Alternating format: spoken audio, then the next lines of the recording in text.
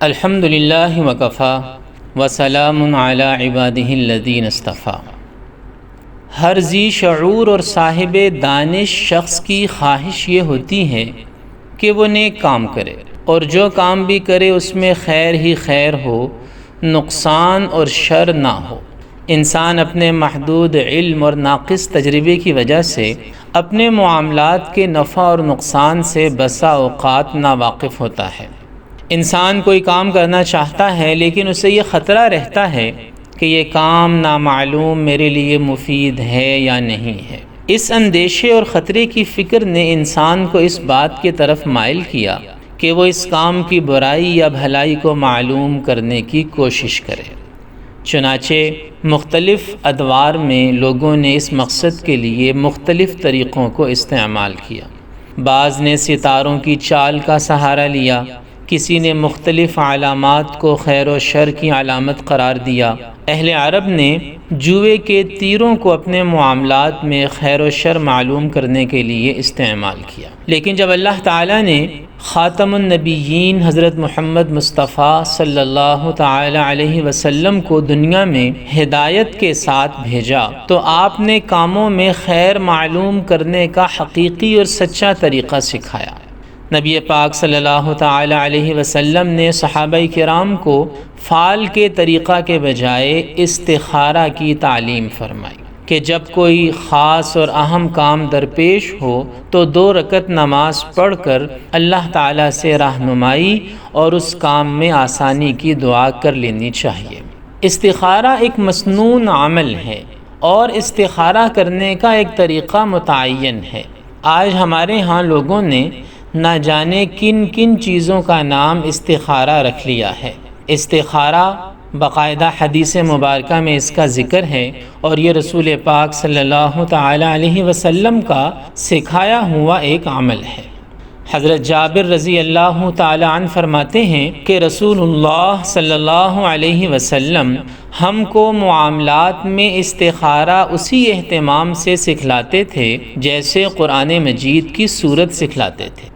حضرت انس رضی اللہ تعالیٰ عنہ فرماتے ہیں کہ رسول اللہ صلی اللہ علیہ وسلم نے فرمایا، استخارہ کرنے والا کبھی ناکام نہیں ہوتا اور مشورہ کرنے والا پشیمان نہیں ہوتا اور میانہ روی اختیار کرنے والا کبھی محتاج نہیں ہوتا۔ بخاری شریف اور حدیث کی دوسری کتابوں کے مطابق استخارے کا طریقہ یہ ہے کہ آدمی پہلے 2 رکعت نفل استخارہ کی نیت سے پڑھے۔ اس میں یہ نیت کرے کہ میرے سامنے جو 2 راستے ہیں ان میں سے جو راستہ میرے حق میں بہتر ہو اللہ تعالیٰ اس کا فیصلہ فرما دے۔ 2 رکعت نماز پڑھنے کے بعد استخارے کی دعا پڑھے جو کہ نبی کریم صلی اللہ علیہ وسلم نے تلقین فرمائی ہے اور حدیث کی مختلف کتابوں میں موجود ہے۔ یہ لمبی دعا ہے، حدیث کی کتابوں میں، مسنون دعاؤں کی کتابوں میں آسانی سے مل جاتی ہے۔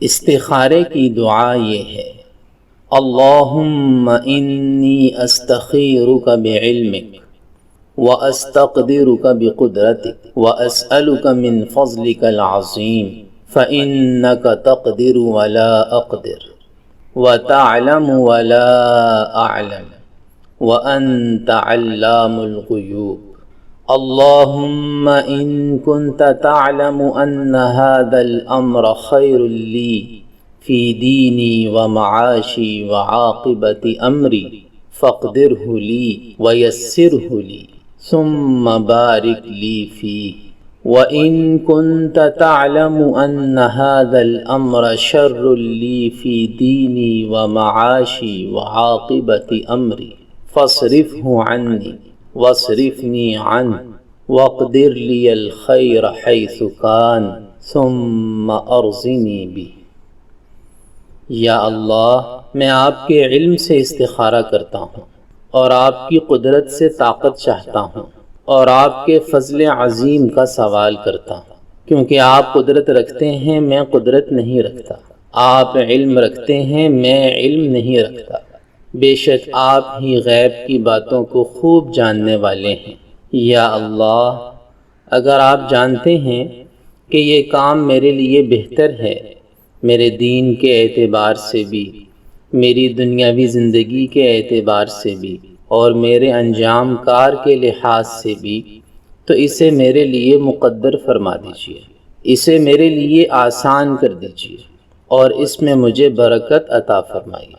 اور اگر آپ جانتے ہیں کہ یہ کام میرے لیے برا ہے، میرے دین کے اعتبار سے اور میری دنیاوی زندگی کے اعتبار سے اور میرے انجام کار کے لحاظ سے، تو اسے مجھ سے دور کر دیجیے اور مجھے اس سے دور کر دیجیے، اور میرے لیے جہاں بھی بہتری ہو اس کو مقدر فرما دیجیے اور اس پر مجھے راضی کر دیجیے۔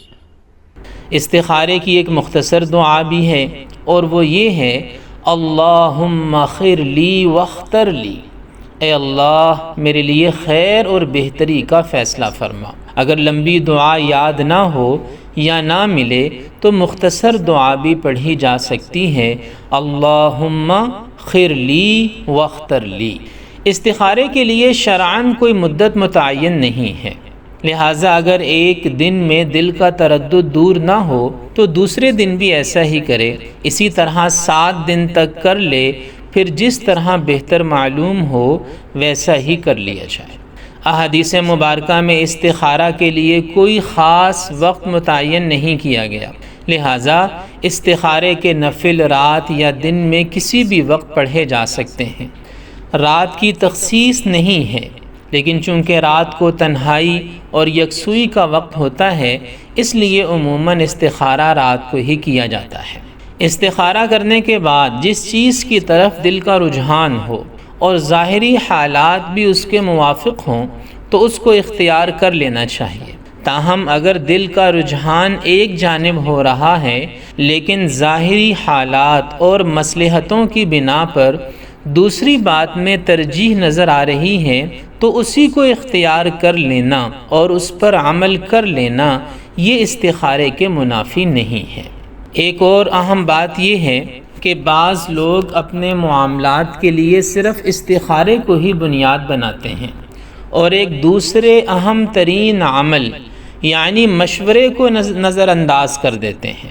مسلمان کو چاہیے کہ جب کسی کام کے لیے استخارہ کرے تو اس کام کے بارے میں اپنے خیر خواہوں اور بزرگوں اور اس کام کی اچھی سمجھ رکھنے والوں سے بھی مشورہ کر لے، کیونکہ مشورہ بھی قرآن کا حکم ہے، مسنون عمل ہے، اور احادیث میں مشورے کی بہت تاکید آئی ہے۔ استخارے کا جو طریقہ یہاں بیان کیا گیا ہے وہی استخارے کا شرعی طریقہ اور درست مفہوم ہے۔ اس طریقے کو سامنے رکھ کر ہمیں استخارہ کرنا چاہیے اور اس معاملے میں دین و شریعت سے ناواقف لوگوں سے دور رہنا چاہیے۔ اللہ تعالی ہمیں ان سب باتوں کو سمجھ کر ان پر عمل کرنے کی توفیق عطا فرمائے۔ وآخر دعوانا ان الحمد للہ رب العالمین۔